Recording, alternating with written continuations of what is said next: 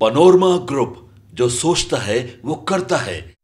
जब हम भारत की ऐतिहासिक विरासत और सांस्कृतिक धरोहर की बात करते हैं तो बिहार का नाम सबसे पहले उभर कर सामने आता है। ये केवल एक राज्य नहीं, बल्कि भारत की आत्मा में रचा बसा वो भूभाग है जिसने ज्ञान, धर्म, राजनीति और समाज को दिशा दी।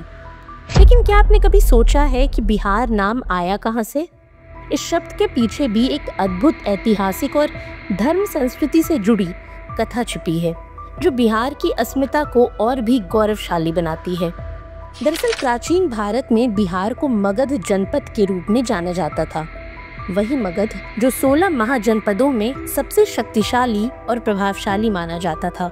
मौर्य वंश के महान सम्राट अशोक का शासन यहीं से चला, जिन्होंने युद्ध की विभीषिका से मुक्ति पाकर बौद्ध धर्म को अपनाया और फिर उसे देश दुनिया में फैलाया। अशोक ने अपने शासनकाल में दर्जनों बौद्ध विहार यानी बौद्ध मठों की स्थापना की। ये विहार न केवल धार्मिक साधना के केंद्र बने, बल्कि ज्ञान और सांस्कृतिक गतिविधियों का गढ़ भी रहे। यही विहार शब्द समय के साथ बिहार बन गया, यानी बिहार वो भूमि है जहाँ बौद्ध विचारों की जड़ें सबसे गहरी थीं, जहाँ से शांति, तप और आध्यात्म की धारा प्रवाहित हुई। वहीं बिहार को आधिकारिक रूप से ये नाम 22 मार्च 1912 को मिला, जब ब्रिटिश शासन ने बंगाल प्रेसिडेंसी को विभाजित करते हुए बिहार एवं उड़ीसा नामक एक नया प्रांत बनाया। इससे पहले बिहार लंबे समय तक बंगाल प्रेसिडेंसी का हिस्सा रहा, लेकिन ये जुड़ाव लाभ से अधिक बोझ बन गया था। दरअसल 1765 में बक्सर की लड़ाई के बाद जब मुगल बादशाह शाह आलम द्वितीय ने ईस्ट इंडिया कंपनी के साथ इलाहाबाद की संधि की, तब उन्होंने बंगाल, बिहार और उड़ीसा की दीवानी कंपनी को सौंप दी। यहीं से भारत में अंग्रेजी शासन की असली शुरुआत हुई। बंगाल प्रेसिडेंसी के तहत बिहार एक आर्थिक स्रोत मात्र बनकर रह गया। अंग्रेजों के लिए ये भूमि केवल कर वसूली का केंद्र थी। धान, गन्ना, नील और तंबाकू जैसे फसलों से समृद्ध बिहार का दोहन ईस्ट इंडिया कंपनी ने जमींदारों के माध्यम से किया। किसानों पर टैक्स का बोझ इतना अधिक था कि वे भूखे मरने की स्थिति में आ गए।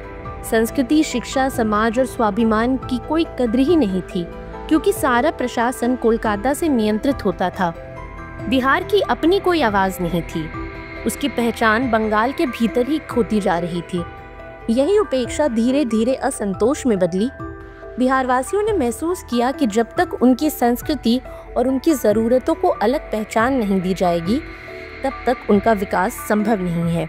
ये भावना इतनी प्रबल हो गई कि 22 मार्च 1912 को बिहार को बंगाल से अलग कर एक स्वतंत्र राज्य का दर्जा दिया गया। उस दिन न केवल एक नया प्रशासनिक नक्शा बना, बल्कि बिहारी अस्मिता को औपचारिक पहचान मिली। यही वो क्षण था जब बिहारों की भूमि ने अपने पुराने गौरव को फिर से अर्जित किया और एक नई शुरुआत की। ऐसे में आज जब हम बिहार को देखते हैं, उसकी भाषाएं, साहित्य, त्योहार, खान पान और उसके लोगों की जिजीविषा, तो समझ आता है कि ये केवल भूगोल नहीं, बल्कि इतिहास और आत्मा का संगम है।